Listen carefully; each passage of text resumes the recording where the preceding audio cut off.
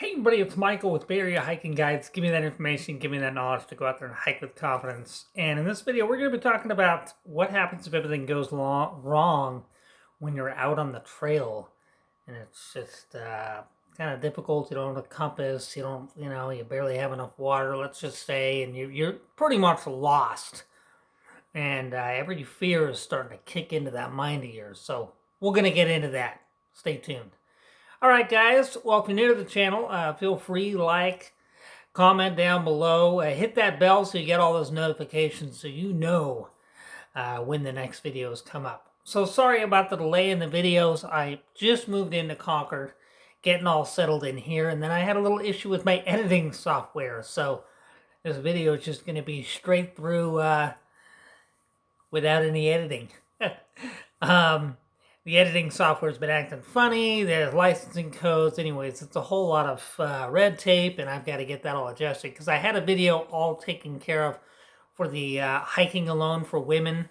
That was a big topic, and I had everything all done and edited and everything, and now I can't even put it out. So I got to rebuild it and resend it out there and get a new software. So my apologies for that delay on that. But let's get into this topic. This allows me to at least run things off my phone and just do a straight through video and talk about this particular topic about going out there and getting lost and kind of how to adjust your mind and get back on the right track. Okay, so it's a scary moment when you're out there and you don't know where you're at. Maybe you don't have a map, or maybe you don't, have enough water. Things are starting to get pretty difficult in trying to realign yourself and getting back on the right track to get back home or find the car or whatever you're trying to find. It can be nerve-wracking and it can be extremely difficult, and a whole bunch of fear comes through your mind. The first thing you want to do is calm down. It's a hard thing for a lot of people to do, and this actually applies with encounters with animals as well. You need to calm your mind. A real difficult thing, like I said, for a lot of people, including myself. I've come into situations where I'm like, oh, but you got to get back into the state of mind of calming yourself down and recollecting in your thoughts. So if you're lost and you can't find out where you went or where you were before, first off, you can always get on your phone and see if you can get reception or contact, and you need to call somebody out there to help you out, a regional park police district or whatever you need to do, call 911 or but if you're not able to do that, the first thing you want to do is you want to sit down and just collect your thoughts. Take a breather, take a few breathers, have something to eat, drink a bunch of water, and just kind of resettle everything for a moment, and kind of go through where your last steps were. The ultimate thing you want to do is just backtrack where you came from before, if you can remember. Now, this is difficult because you might think that's easy to go back and backtrack where you came before, but when you flip your reverse and you look at nature backwards, it always looks different than it did forward. So when you are hiking back and you're backtracking, you can always turn around the way you came to see if things look familiar, because they're going to look different if you're going the opposite direction. And then just calm down and make sure that you're turning around to see, okay, this is where we went before, this looks familiar, and then you can continue to go down.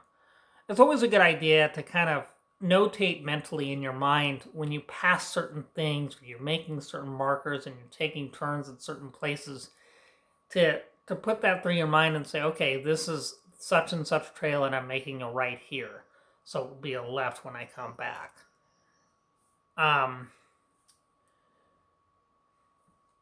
Also to take into mind, oh, there's this interesting looking tree here that's old and looks kind of broken up, or it definitely appears to be a lot different than the rest, and you can use it as a marker and an indication to allow you to know, okay, this is familiar, I remember this tree. Water, rivers, streams, lakes, ponds, all that stuff is great ways to indicate, okay, I remember this pond, I remember this stream. It's a good way to indicate. Also, streams, rivers, and anything of that nature, you can always follow those down.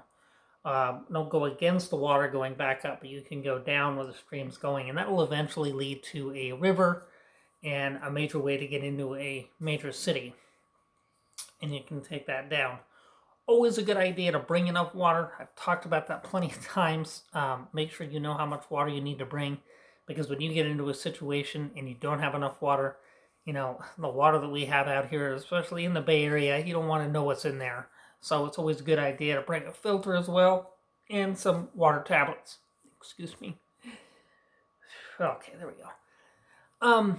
That's a key thing to do, because it allows you to have that sense of, you know, knowledge to know that you have enough water. I've been in plenty of situations where I've started to run out of water, or I've run out of water and I have a certain amount of time to go to get from point A to point B, because we're already packing 5 or 6 liters of water and we're out. And then I've had situations where the whole team is starting to dwindle in water and we need to get toward a location ASAP, because we're using water for food and we're using water for hiking. So running out of water is not going to work well, because your body's going to eventually start shutting down and you get headaches, and a whole bunch of other stuff's going to dramatically enhance the situation pretty well. So bring enough water. Always have a map, have a paper map with you. I know everybody loves to use phones. I know All Trails is great, but it doesn't always work. So you want to have a paper map with you. If you don't have a paper map with you, you can always download it off the internet. Regional Parks has always got that stuff. I know Mount Diablo has maps that you can kind of somewhat download, so you don't need internet to access it. I know All Trails, you've got to download the map, you got to pay extra. So it's always a good idea to do that, or you can take a picture of it at the trailhead. You've usually got all those displays and stuff, and usually they'll have a map at the trailhead, not always, where you can take a picture of it, but your phone could die. So all kinds of stuff can occur with electronics, like I'm dealing with right now with my software. Hey! But that's always a really good idea to do that, to take a picture of it, so at least you have something. But to have a paper is the way to go. That's always going to be there. It's always going to be reliable, unless it gets wet or something. But that's something you can definitely rely on. So calming your mind down and calming yourself down is the best thing to do.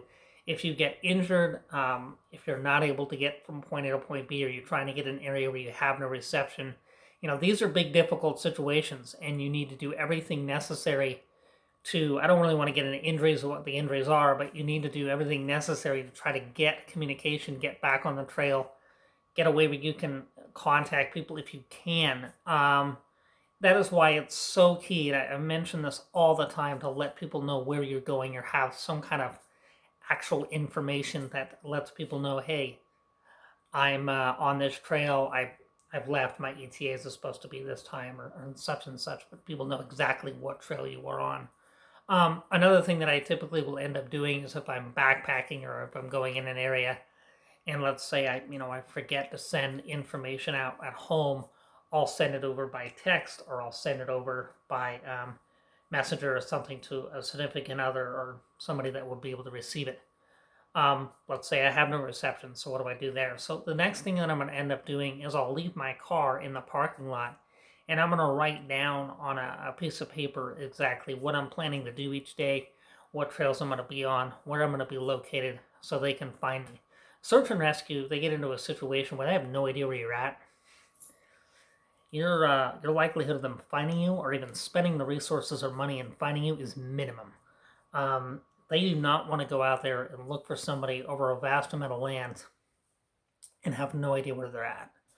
So having knowledge of where you're located, looking stuff up, researching the weather a little bit, just spend a little bit of time, is so key. Situations do occur. I've studied and researched areas for weeks to make sure that we're all good to go on a backpacking trip or whatever, but stuff happens, stuff does occur, things are a little different than and you noticed before, I did the Grand Canyon a few years back, and we're pushing through, and then they were talking about Devil's Corkscrew, and I'm like, what the hell, I didn't remember seeing that in the map or even discussion. The heck kind of researcher am I? And that just definitely I had to make a major adjustment in the fact with getting down, and then the fact that we had ice and everywhere. um, so just having an understanding of where you're going, know the trails that you're kind of going through, look them up, is key. And if you have an issue with navigation and getting yourself around and knowing which way is right, which way is left, or whatever it may be, stick to areas that you're more familiar with, and then progressively get into an area where it's a little different. Don't do too much that you can't handle. A lot of people typically will do that. They'll go and, oh yeah, I'm going to do a 15 miler here. Say, have you ever hiked before? I did a 3 before. And it's like, well, you might just end up with a little bit of a struggle. So do not bite on too much that you can't chew. That's a big one. But a lot of these areas, um, we have all these resources available. We have all these ways to figure out, the mappage and how much the mileage is and all that stuff. It's pretty awesome stuff. So I hope that helps. I know I was going to cover something else, but I can't just think of it right now at the moment. But yeah, hike alone with a buddy. Get the buddy system if you can, and if you're not have a buddy system, you can always just kind of progressively, slowly ease yourself into it. I know I've already repeated this before, but that's a great way. Just do the Ironhorse Trail, and then just ease slowly into doing other stuff that's different than what you're used to. Or hike with somebody that kind of knows their area a little bit better.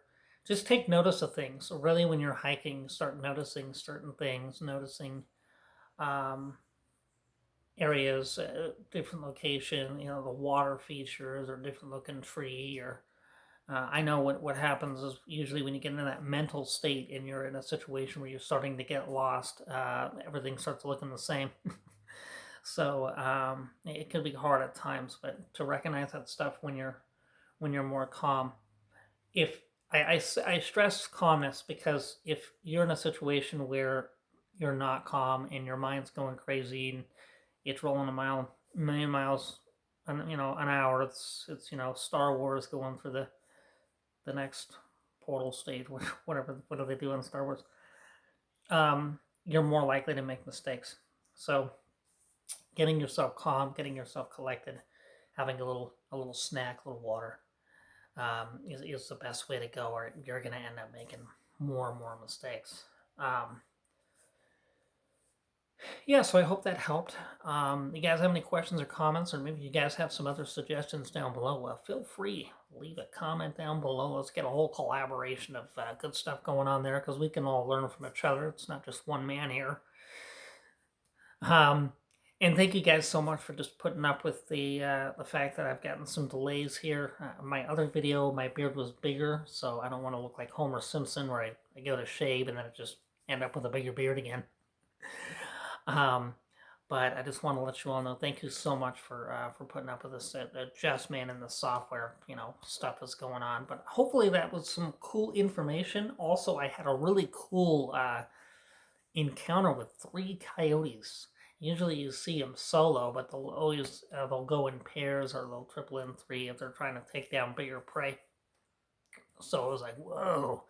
And they were like from one location to the next, and it was an awesome experience. I was out there hiking over by Black Diamond Mines, checking out our Oracle Oak. So, anyways, thank you guys so much. I appreciate it. You guys are such an amazing amount of support. I mean, you guys are all what runs this channel. You are the gears that are running this whole thing. It's really, it keeps my drive going up to making sure this channel's out there. Well, thank you so much. Have a wonderful day. I know I've said that a bunch. Just how much I want to thank you guys. And I will definitely have some better stuff out there, better footage, better editing software to get this stuff up and running. It's been like so frustrating. But, exactly. But we'll just calm down and we'll keep pushing forward to get this situation under control. All right, everybody. Have a wonderful day. stay safe, and remember, giving you that information, that knowledge to go out there and hike with confidence. All right. Have a good one.